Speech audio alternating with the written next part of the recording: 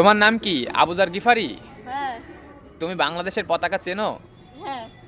আহ, তোমার হাতে কিন্তু বাংলাদেশের পতাকা। গণপ্রজাতান্ত্রিক বাংলাদেশ সরকার নির্ধারিত যে আমাদের জাতীয় পতাকাটি, সেটি কিন্তু এটি। তুমি তোমার দেশকে অনেক ভালোবাসো শুনেছি।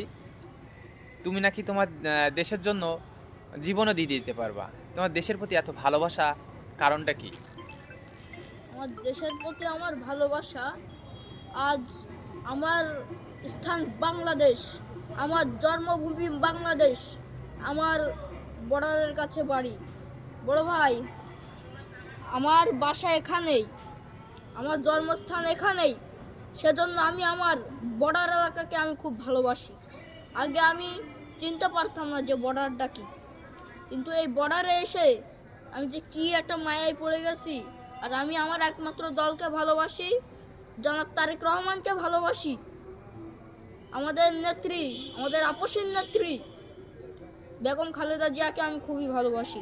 সেজন্য আমি আমার বাংলাদেশকেও ভালো, এই বাংলাদেশের জন্য আমার জীবন দেওয়াও লাগে, তা আমি জীবন দিব। নুরুজ্জামান ভাই। ভালো থাকবেন।